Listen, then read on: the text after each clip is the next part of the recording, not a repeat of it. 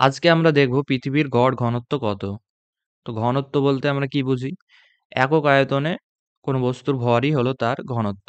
ঘনত্বকে আমরা রো দ্বারা চিহ্নিত করি। রো সমান সমান ভর বাই আয়তন। তো পৃথিবীর ঘনত্ব নির্ণয়ের ক্ষেত্রে আমরা পৃথিবীকে একটা গোলক ভেবে নিতে পারি। তো গোলকের আয়তন ভি সমান সমান পৃথিবীর আয়তন হবে 4/3 পাই আর কিউব। এখানে আর হলো পৃথিবীর ব্যাসার্ধ। আবার এর আগের ভিডিওতে আমরা দেখলাম পৃথিবীর পৃষ্ঠে পৃথিবীর অভিকর্ষ ত্বরণ জি সমান সমান capital G M by R square.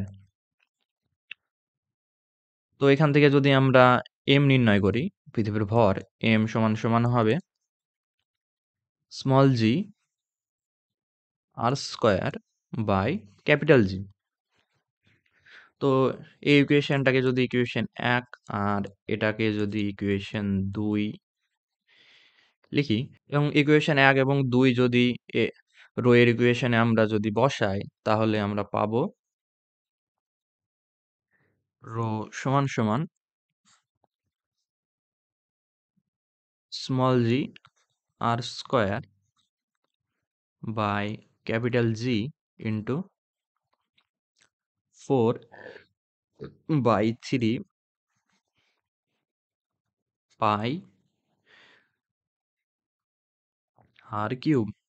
এখানে আর স্কয়ার আর নিচ থেকে আর স্কয়ার বাদ দিলে আর থাকে। তো এখানে হয় 3 স্মল জি 4 ক্যাপিটাল জি পাই আর। তো এই ইকুয়েশনটাকে যদি আমরা দেখি এখানে 4 ক্যাপিটাল জি পৃথিবীর এই gravitational constant, universal gravitational constant capital G, pi আর সবই কনস্ট্যান্ট এবং ওপরেও 3 এবং স্মল জি পৃথিবীর অভিকর্ষ ত্বরণ কনস্ট্যান্ট। তো এখানে যদি মানগুলো আমরা বসাই 3 into 9 point small g 9.8 metre per second square, 4 এখানে ক্যাপিটাল জি হলো ইউনিভার্সাল গ্র্যাভিটেশনাল কনস্ট্যান্ট যার মান 6.67 into 10 to the power -11 into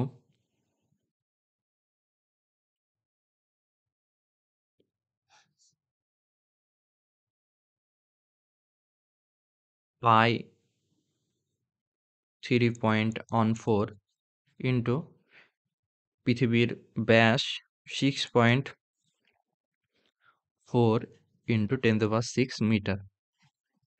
তো এখানে যদি আমরা ক্যালকুলেশন করি তাহলে পাবো পৃথিবীর গড় ঘনত্ব approximately 5500 KG per metre cube.